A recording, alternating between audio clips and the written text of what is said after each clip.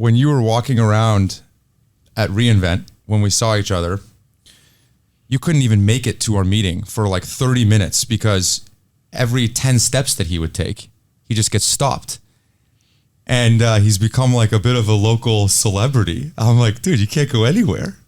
That's crazy. Well, I guess Vegas isn't really local. No. But like in the cloud world, he's like a total celebrity.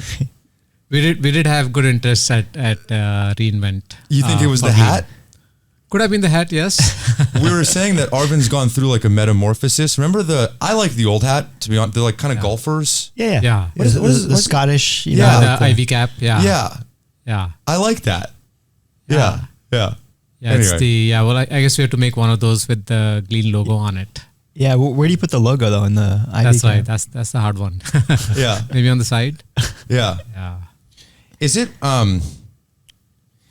odd going from like relative obscurity again, meaning 4 or 5 years ago, this company was called, do you know how to pronounce it? CEO? CEO. Yes. CEO. Okay. Not CEO. CEO. Yeah. And nobody cared. We cared. Mamoon cared. But customers didn't care at that point. Yeah. Now it's like, I don't know, don't you feel like you're barely hanging on to every ounce of time that you possibly have because there's so much competition for it? I don't know, it's just weird just like going through that transition in a relatively short period. Yeah, I mean, things are super busy for us now. I would say that like, for Glean, there is a 180-degree turn in terms of like, first like, how the market sees us and then also what the market is. Mm-hmm.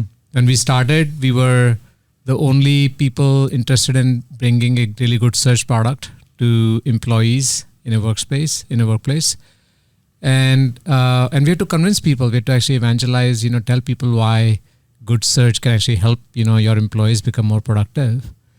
And, but we didn't have to compete, with anyone. And when we go and actually, if you're able to evangelize and convince somebody that, yes, this was important, then, our product would get adopted there.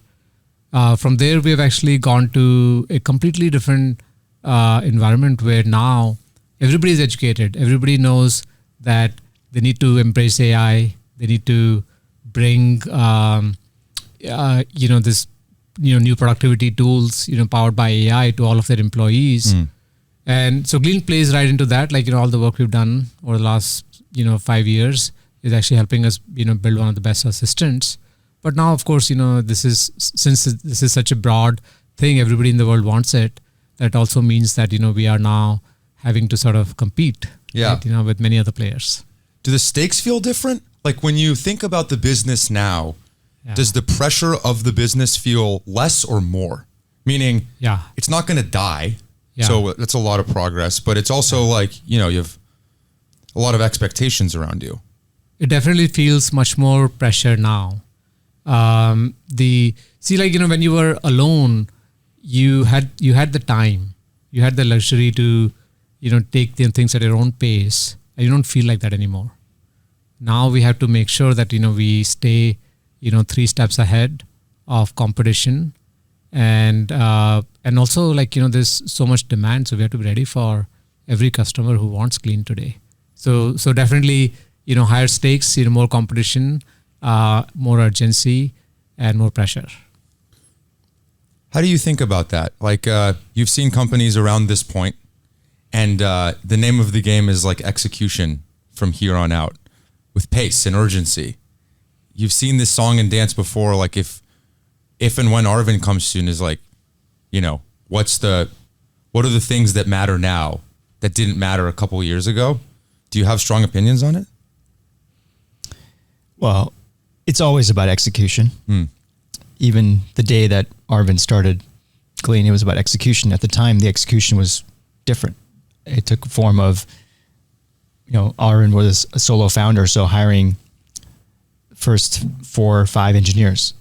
And now it's about hiring lots of people, but it's also about executing on go-to-market, getting the product in the shape and form that can support tens of thousands of users at the largest companies in the world.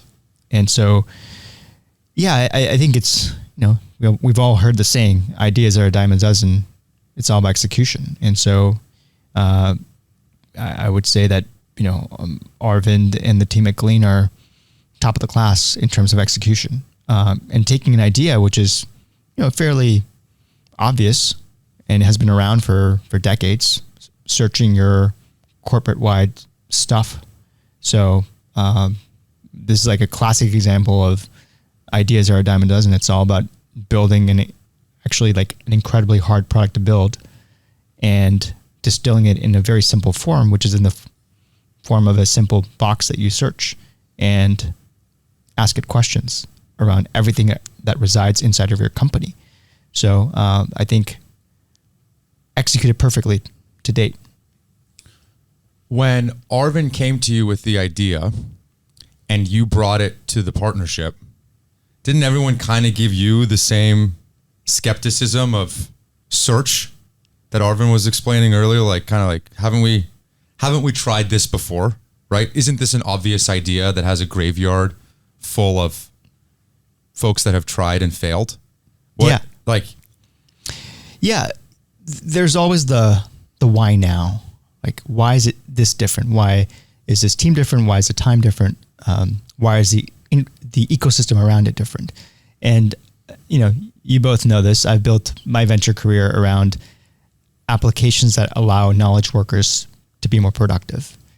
And whether it was like file sharing with Box or, communications with Slack or design collaboration with Figma, things that allow people to have access to great tools that make them more productive at work.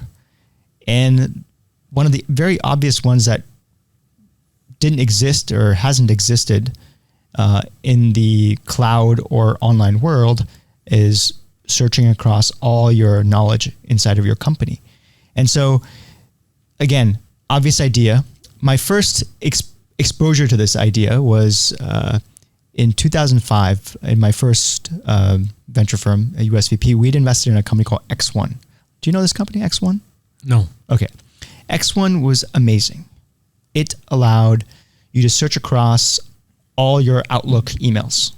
And if email was where the repository of all the knowledge inside of a venture firm, really decks and Excel files, it actually allowed you to just find the right file at the right time, because Outlook search in itself was very subpar.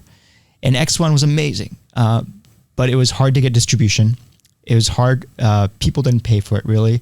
And it literally only searched across your desktop, your Windows computer at the time. And there was not a lot of Mac computers at the time, or Mac OSs at the time. And I was like, man, this thing is amazing. But the company, I think, didn't die, but I think it sold for not a lot of money. And what a shame. And this is in the pre-cloud world, pre-browser applications of the browser world. So, but I put a pin in that one 18 years ago. And so in 2018, 19, I think, when we spoke for the first time and you said, hey, this is what I want to go build. It's like, okay, the time is now, because almost all applications have now moved into the cloud. You can access those applications. There's tried and proven ways of doing that. And you can do some pretty meaningful search and retrieve things that are relevant, and then looking at Arvind's background and his work at Google and being one of the best technical people there for over a decade, it was like he will build that team to go build the product that makes it all work and come together. At Kleiner Perkins, as you know, we're very much conviction led. And if the partner who's proposing an investment has deep conviction, they're able to go solo on it. And I don't think I went solo on it, but my recollection is that, it was sure, we believe you. This is your domain. And yes, he has the right background to go pull this off. Yeah. Arvind, to Mamoon's point, you were, I think it's, what is it called? It's a distinguished engineer, which is the highest form of engineer at Google. You spent 10 years there. Before that, you were the first engineer at Riverbed. Before that, you were early at Akamai. Then you co-founded Rubrik. The question that I ask myself all the time with you is Rubrik's going to go public at some point, and money is not going to matter for a very long time, for generations of your family. Mm-hmm. So I'm like, okay, well, he's enduring the pain of a startup almost for the love of the game. Like there's no other, you could go work at a big company if you wanted to occupy your time. You could go join a larger startup if you wanted. Is that how you feel? It's not lost on me how much pain you go through when you could do none of it. Like that golfer's hat would look good on a golf course and you could hang out there. I mean, I'm being somewhat facetious, but also like, how do you trade that off in your mind? Well, I think I don't think I go through a trade-off in my mind. I think building a product is actually something that an engineer likes, and that's who I am. So when we were starting Glean, that was the same thought. Like I was really, really excited about building this product because I was, I just went through like the difficulty of like how hard it was for me to find things and be effective at work myself. And then of course, everybody in my company at Rubrik was actually complaining about this. So there's something about, like building a product that can help a lot of people. And there is a challenge around building it, something that feels hard, but like, when you actually solve it, it's going to feel like magic. So it's the excitement. So the excitement that actually drives you to start projects, to start, companies, and I do it. And then of course, sometimes you do have to go through, that pain of like, not every day is, that exciting day, where like, like you just, enjoying, the like morning through evening, you have to sort of course, go through, the slog and the challenge and sort of, handle difficult issues. And so I think it's part of the journey. Like, you don't like, you have to give something to, get something back. And for me, like, what I get back is basically the opportunity to build great products. Fair. And so for a while you were building a product downstairs in the KP basement, and you'd add more engineers. And for probably a year and a half, 2 years, it was just product in the basement. And, but now like in a given, how much product are you building? Like when was the last time you were hands on keyboard coding in Glean? Well, I mean, my engineers are thankful that I'm not doing it. Last time I coded at Glean was probably 2020. Okay. So about like, I was coding till about 1.5 years in. Okay. So not anymore, but I do keep myself fully involved on the product side. Yeah. So what should we be building? What are all the new product like features we should be adding to our product? Yeah. Talking to customers all the time to understand, their needs and like figuring out like, what features we should build to sort of meet those needs. So that I'm still fully involved in. Yeah. But there's also a lot of company building right now. Yep. If your calendar was 100% product all the time, would you prefer that? Well, I mean, right now, since I don't have it, then the answer is yes. Because you always strive for something you don't have in some sense. But see, look, I actually have, great peers. Folks like who I've built the company from day one on R&D. Our co-founders. They've been there from day one. I mean, they've really built the product. And my role in R&D from the beginning was to actually more be an engineer and support them, not be the leader there. So the company, like you can't build a company alone. Like you always have to have people who you build it with. You have to have the leaders.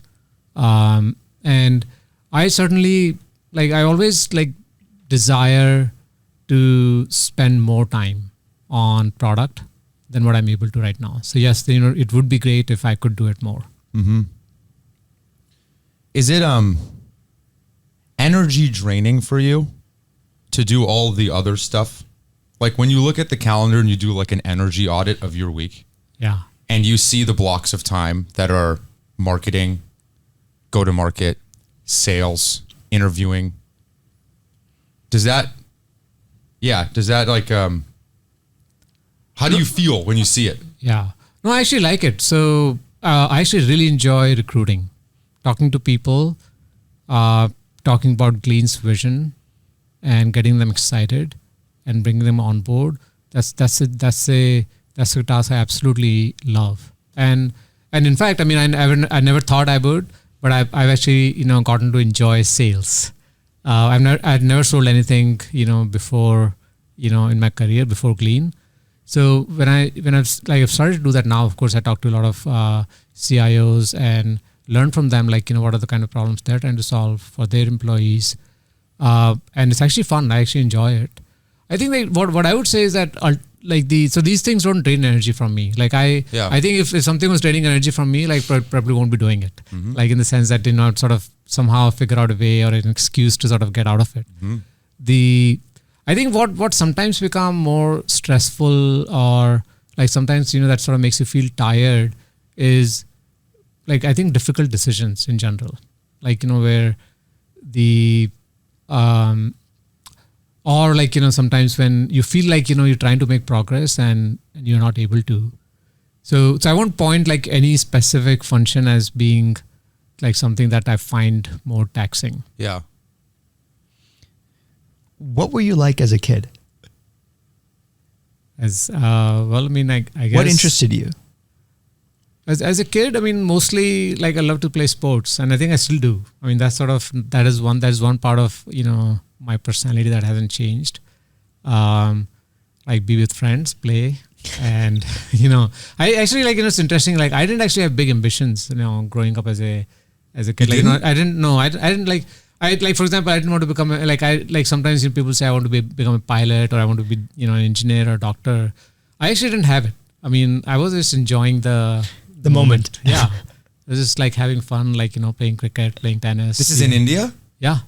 And I think like I guess there was also like being in a small town, there was, for a lot of us, like maybe there was also this like sort of really non-ambitious thing about, okay, like, you're going to grow up and you're going to be doing, what your parents do, like maybe help them and, their small business or whatever it is. So I think I didn't grow up with, with a large ambition.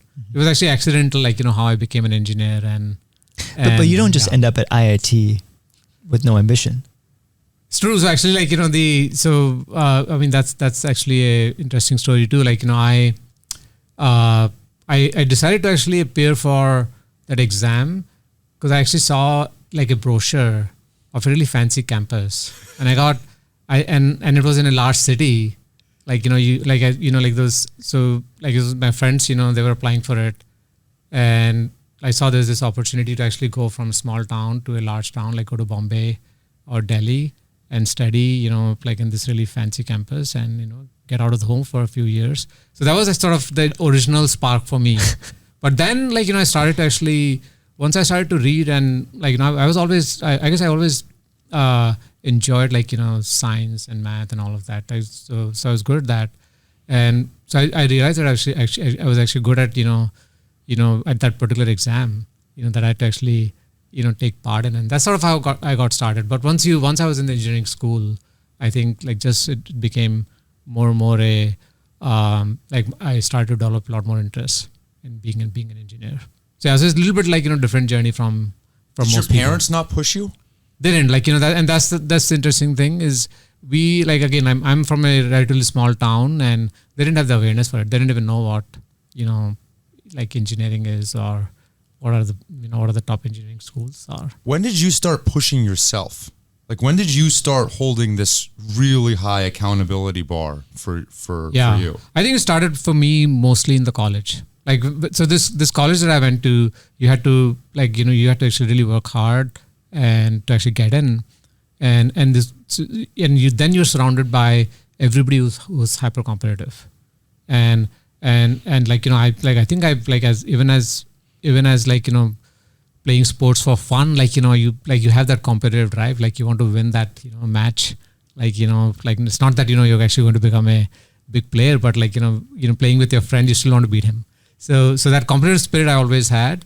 And I think it just got like, really, really honed at the college because like everybody in my college was super competitive. Do you think you're misunderstood that way because you're so mild-mannered and not outwardly competitive? I don't know. I think people know I'm competitive. So, yeah. So, yeah. And this thing about like hard work. Yeah. When did you come to the States? When did you, after school? Yeah, 96. Yeah. And like the hard work thing, did that develop while at school and just carried over when you came to the States? So yes, I mean, I think, well, I mean, I guess I would say I appreciated the fact that you have to work hard to succeed more in my jobs. Before, like, you know, like in school, it was about like, you know, if you're smart, you can win and you can score well in exams. And you know, the idea was that, like, you know, can you actually do it without working hard? That makes you even more cool, right? But I think, like, you know, once I started to work, you know, that's when I realized, and actually I've told the story to some people. I was at Google and everybody was a superstar, you know, incredible academic credentials, top people. Like, you know, when I joined Google, I thought everybody was better than me for sure. And then, like, you know, over the years, I started to study, like, you know, some people would succeed and some people would, like, you know, become, you know, like really, really, you know, key leaders of the company versus others. And I would look at, like, you know, what distinguished them, because they all had, like, you know, the same amazing academic backgrounds and, like, you know, the level of smartness. And basically what distinguished people was hard work. And that's what matters. Like, you have to be driven to succeed. You know, there's no substitute to it. It doesn't surprise me now where when we talk about people on the Glean team, it's couched in how hard they work. Like, that's generally one of the first things that you say about someone is like, yeah, she's a hard worker.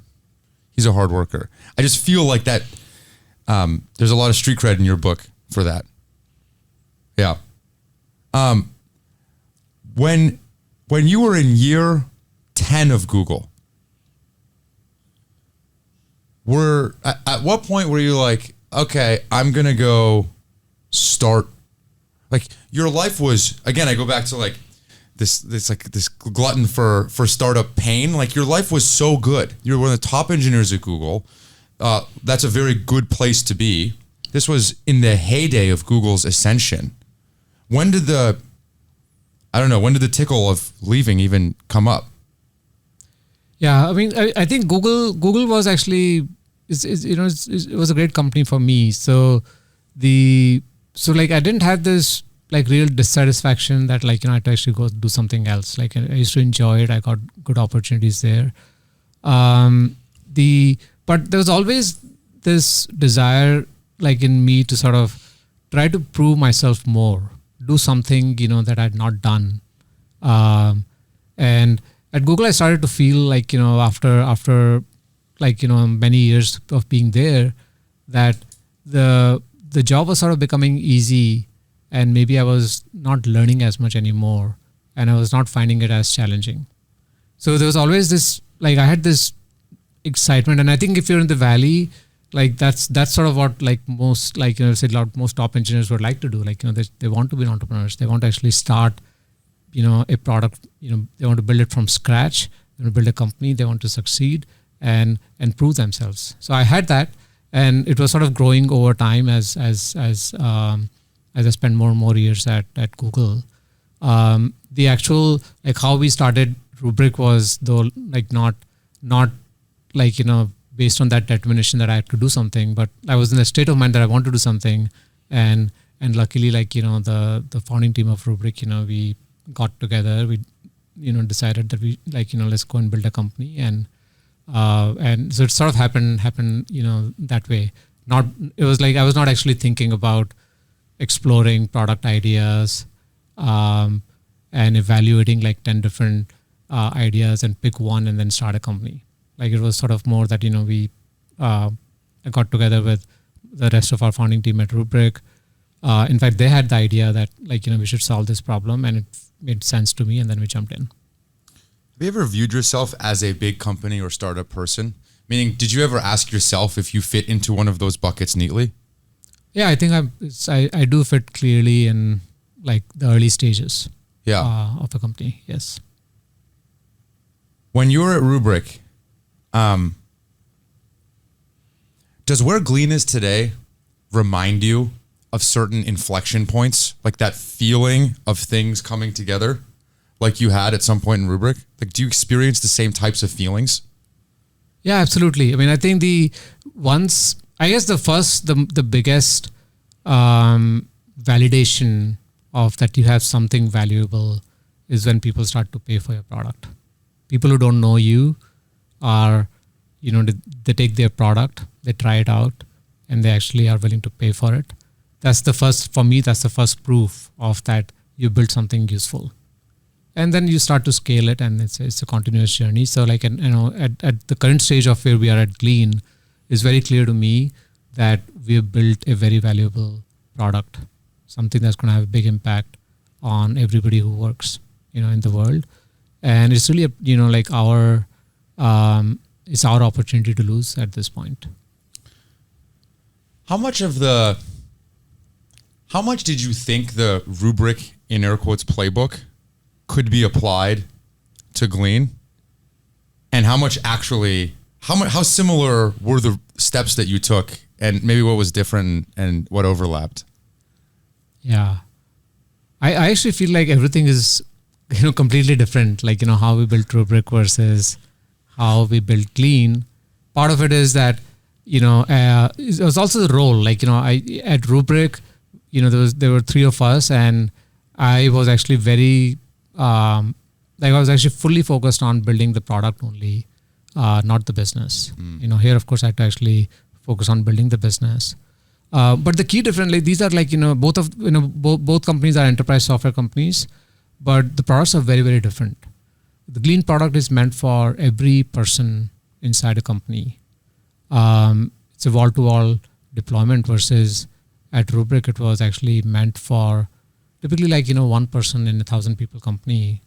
And that was the person that you would go and sell the product to, and they would be the users of the product too. Mm-hmm. So, we had a lot of flexibility at Rubrik, I would say, to go and aggressively build, the go-to-market motion, go and sell the product before the product actually is ready, to work, because you have relationships. Everybody who you sell to, you actually, built a relationship with them, and they support you in actually taking the product to where it needs to go before it becomes useful to them. At Glean, we didn't have that luxury. When we go and sell the product to a company, all the users, they actually have no idea who we are. You have no relationship with the actual end users. Mm-hmm. So you have to build a product that absolutely works all the time, cannot crash, cannot suddenly go down. It has to be rock solid. So we had to actually, our journey in Glean was much more like you have to build a really, really good product before you significantly expand the go-to-market motion. But maybe just to jump in here, you could have gone to market very differently. Yeah. Every worker inside of a company should be using Glean, should have access to Glean. So, and what do most companies that have that sort of product do? They go PLG, bottoms up. Yeah. And maybe you just talk about why you didn't go bottoms up. Yeah. In our case, we felt, we had a big desire to do that because, that sort of creates acceleration. But for our product, it's difficult.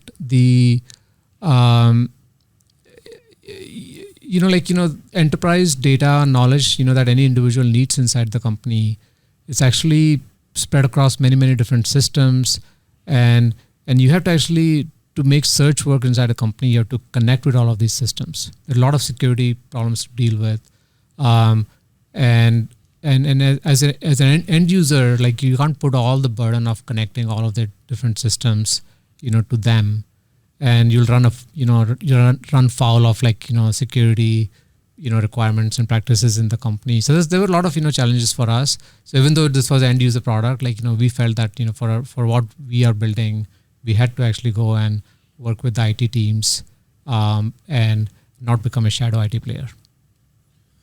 Mamoon, how do you reconcile what Arvind is saying about the first company, Rubrik, which was a tops-down enterprise go-to-market with a technical product that Arvind co-founded, does it again, and says they're completely different?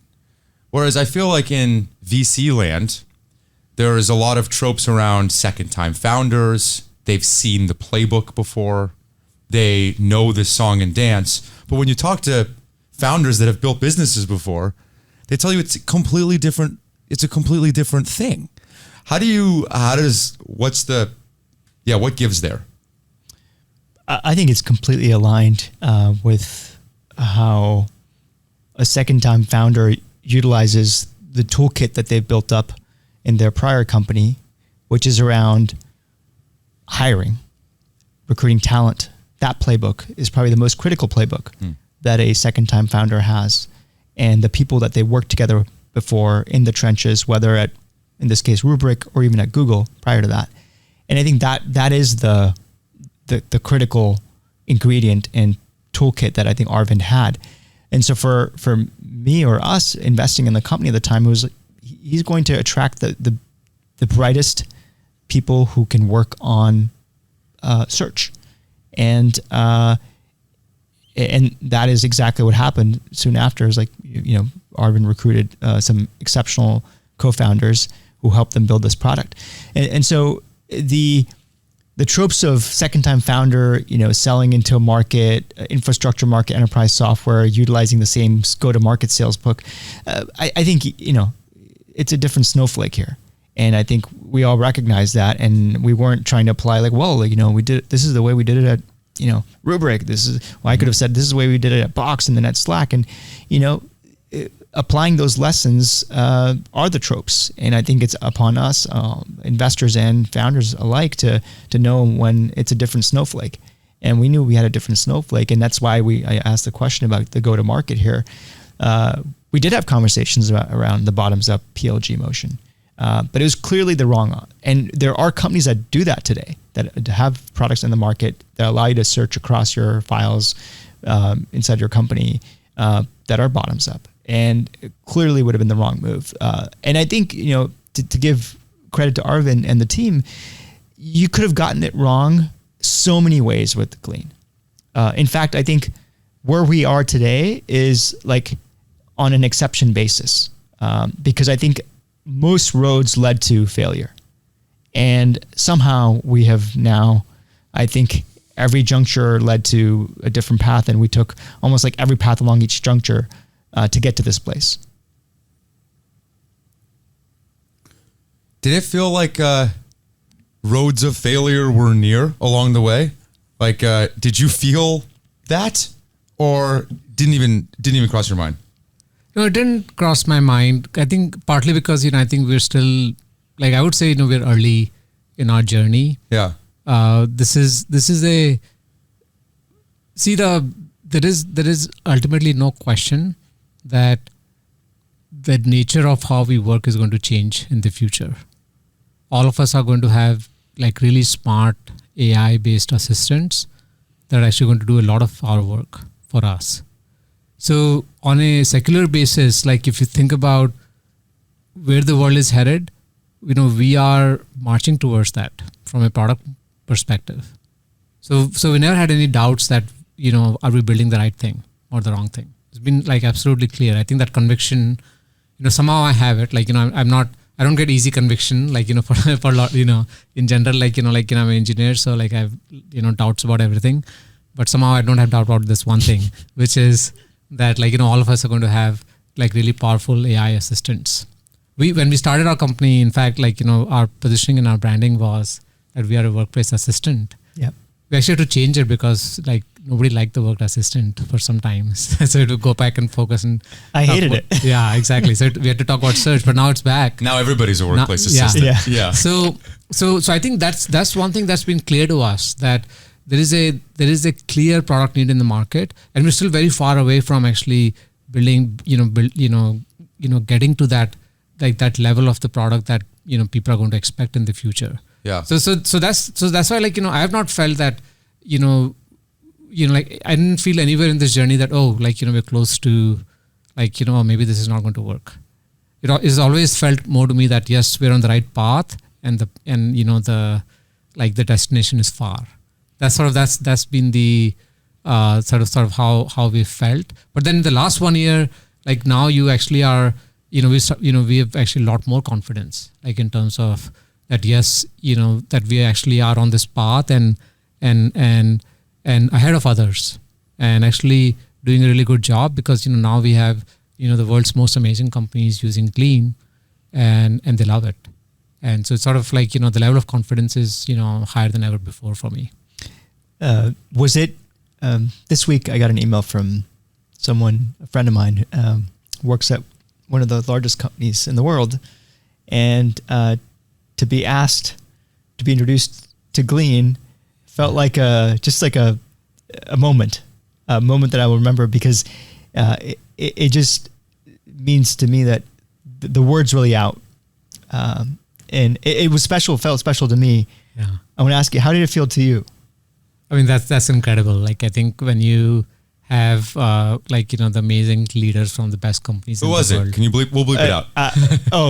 Yeah. Okay, yeah. It's incredible to use the product. Yes, for their internal operations. Yeah.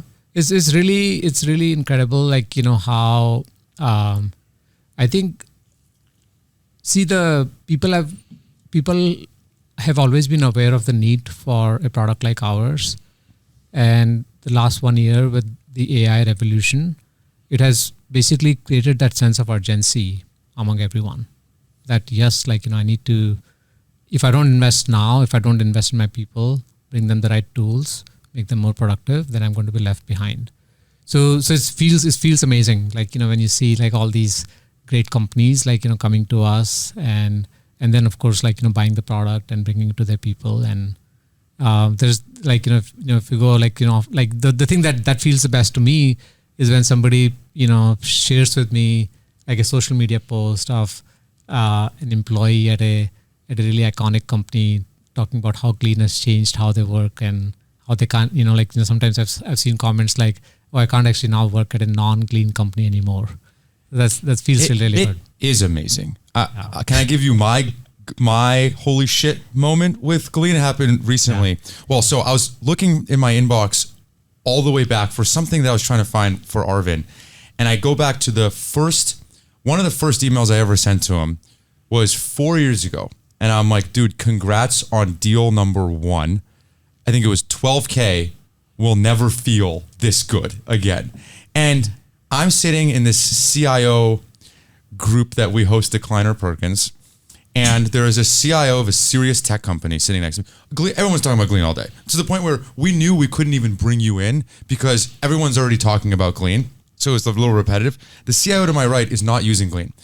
And he says, I have one priority over the next 2 quarters, and it's to bring in Glean. And if I cannot do it, I'm quitting. And I'm like, who says that about a technology product?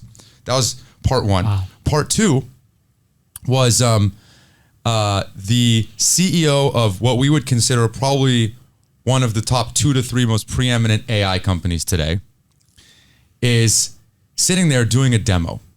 And he goes to open a new tab, and to get to where he wanted to go, he uses Glean to get there. And I was like, what is going on right now? This is unbelievable. Those are that's incredible. It's incredible. Yeah. Feels great. As an engineer, there must be nothing like that feeling of the product that you built in the hands of people. It strikes me that it's very rare to have a product in tech that people actually love. Like if you look at the daily and monthly and weekly active users, it's insane. I really think there'd be, and I'm playing for the home team, so I'm biased, but I think there'd be mutiny if you got rid of Glean. It's just so rare to have that. That's got to be the most gratifying feeling. Absolutely. That's what I started with, that we started Glean with that being the goal. I mean we saw there was a opportunity to build a product that people will find really, really useful. How often do you come back to that? We can sit here now and talk about how cool it is, but as soon as the microphones turn off, you're going to check your email, and it's going to be full of problems or things that you have to deal with. Yeah. How often do you find that feeling of, holy shit, this is amazing. This is so cool. This is why we're doing this. How often do you go back there? Yeah, it's a good question. And I think that's why I sometimes, like sales or talking to customers, because they're the ones who remind you of how the product is actually being useful to them. And then I think the demos, we do weekly show and tell at our company, where you see all the new work that the engineering team is working on. And those are some of the best moments for me, to sort of, as you say, like, get back that, that positivity back, in the mind, like, after sort of going through the struggle of things, that are not working well. It's probably why in the Glean offices, there's quotes from customers pasted on all the walls talking about Glean to remind folks of that feeling, huh? Absolutely, yeah. Actually, this is one thing which I share with our team often is, so I have that benefit. I mean, I think the sales team has a benefit of actually being out there in the market and actually get all the positive, feedback on the product, and also customers telling us how much they need something like this. And our engineering team actually, they don't get a chance to actually get that. I think the reminding them of this with the posters, with the with the win notes, as we win new deals, sharing customer feedback. Those are some of the big things to sort of keep that positive energy inside the enterprise. Going back to AI, requisite AI question, and I'll ask each of you. We're early December of 2023. That's where we are, right? Yeah. Are we underhyped, overhyped, or appropriately hyped? I'll start with Mamoon. It's just the beginning. This is the beginning of the tidal wave. It's just a ripple. And so with that, I would say answer underhyped. The level of impact it's going to have on every single human being, starting out with a lot of knowledge work that products like Glean allow us to all do. I'll give you an example. I'm on a lot of boards. Every time I get a board deck for my board meeting that's happening tomorrow, first thing I do, I forward that board deck to our Glean service, importer service. It responds back within a few minutes, and I click on a link to Glean where it summarized the board deck for me, just so I can start thinking about it right away as to what's about to come. I'll go in and review it more deeply before I go into a board meeting, but it's getting me going. And just that planting the seeds of what I am to expect when I go a little deeper, so I can start thinking about it during my day. And that's a very simple example of where I already feel like it's made me twice as effective as someone who ingests a lot of information to then be more productive when I'm in a board meeting. And I think that's just a tiny example of the ripple that's about to come. So I feel like this is it's like, I don't know, is it the internet in 1994 or are we at internet of 1997? I think it's probably closer to 1994 than 1997 actually. So it is, in my opinion, underhyped. What do you think, Arvind? Yeah, I mean, I sort of fully agree with Mamoon. I think in general, I think us as humans, we have limitations. I don't think we can really see that far on how transformative or big something is going to be. It's true for everything, whether it's e-commerce, whether it's internet, whether it's mobile. Nobody would have predicted what has happened 15 years, later. So I think we have the history of sort of underappreciating, what a new piece of technology is going to do to the world. With that said, I think there is I think in the AI space, I feel like there was a little bit of overestimation of, and I think that also happens, typically in these cycles. There was a little bit of an overestimation of what AI can do today. I think people saw ChatGPT and suddenly they felt like AI can do everything in the world. No job, is going to require humans anymore. That so it started with that mindset, and I think the reality has kicked in a little bit now. That AI is really, really powerful, but I think you still need to do a lot of work to actually make it work for you. And I think we're seeing the same in the enterprise. For even for our product, it's actually extremely hard to. It's very powerful to actually use these language models and help users, but it's also hard. So I think we are going to go through a lot of R&D and innovation that's going to happen over the next few years. Some things may take longer to materialize to get that productivity gains than what initially people hope for. But if you look at, from a long-term perspective, like we are certainly like underhyped. From a technology perspective, one of the things that struck everyone over the last year is how quickly things have evolved. Yeah. Do you feel like that pace can continue?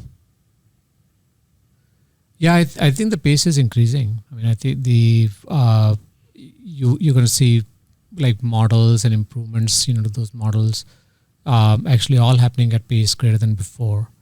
I think there will be some stability. Like I think I remember like March, April of this year, where our AI teams, our engineers were actually like finding it very stressful to actually develop on these new systems, because like every week, the technology was changing, and what you did like, the week before, now you feel like, oh, I need to change it. So there was this like really like sort of, I would not even call it fast, I would say unstable phase that we went through, because it was so early, like the technology. But now there's stability. Like now, like everybody sort of can actually plan and do a 3 months project, with AI. But I think with that said, like the pace of everything is actually increasing. You're seeing like whether it's models, whether it's, the quality improvements within those models, whether it's the cost of running them, everything is basically moving at a pace faster than before. Pretend Mamoon's not here. Mm-hmm. Pretend you're not in the KP office. Yeah. How do you pick venture capitalists? I'm genuinely curious, because you have all the great venture firms on the cap table. If they're not on the cap table, they're all trying to get on the cap table now. How do you decide? I think first and foremost for me, like this is how we've decided in the past is, like, you're trying to actually find people who really believe in what you want to solve, your mission. Like they have to sort of feel the power of like, what we're going to build themselves, so that, you don't spend, the next 5 years sort of just trying to get on the same page with them. So that's number one. And I think, that was, clear for us. Like, it's like, in fact, when I connected with Mamoon initially, like, like I immediately felt that like, that he got what I'm saying. Like he believed in, the product that, that we wanted to build. So that's number one. Number two, you look for a personal connection. Like, you try to find people, like, you feel like, because, we're going to be working very closely over time. And then after that, like, there are the other things, which are like core business things. Like you want to actually, like for me, like I prefer working with firms like who can support us in the long run, like, who have the reputation to be the top investors, who have the ability to sort of bring capital to us. So those are some of the criteria. Yeah. Okay. And also like, the other thing is like, this is a people driven business. And so like, my process of selecting an investor is always sort of talking to my friends, like who are founders who have worked with them, and sort of learn from them what the experience is like. Do you think he has a little Parker to him, so Parker, Conrad, talks about how he hates fundraising and how he's not a good fundraiser, and how the only thing that he focuses on is building the business, and they will come. And maybe we're kind of like, you're a good fundraiser. Do you think Arvind has a little of that to him? Yeah, I don't know if you've actually fundraised for Glean at all, like officially, like put together a deck and actually raised your A, your B, your C, your D. I don't know. Have you done a traditional fundraise? No, we haven't. Yeah, so he's truly in the. I don't think he hates it. In actually find every conversation to be very open, candid. But it's just that, I think he invests his time on building the company and building a product and the internals of the company. And I think the fundraising stuff or the funding for the company just follows. So I think it's a little different. And in that world where people are trying to give you more money, when do you decide to take more money? Are there signals in the business, or what's that trigger for you? Yeah, I mean, it's actually... Or is it, opportunistic, grab as much as you can because you don't know what the market's going to do? No, we haven't done that. Like, as an example, I think in 2020, 21, companies were raising every 6 months, and we didn't do that. Like, we've actually followed. I mean, like, it does take time. It takes, and it's a distraction always, like, to actually go and run this process. It's complicated. So you do it when you need it.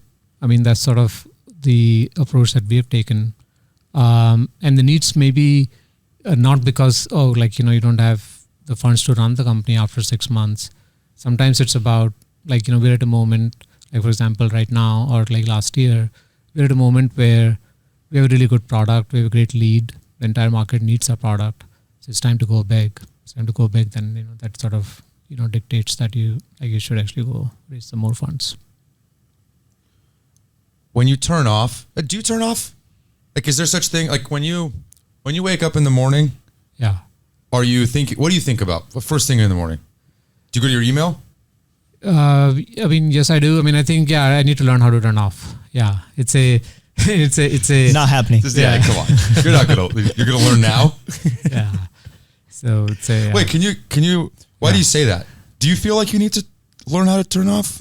I think so. Like, I enjoy, working. Like, it just, it's like, I think of it as a hobby. That's what I mean. What are you going to turn off?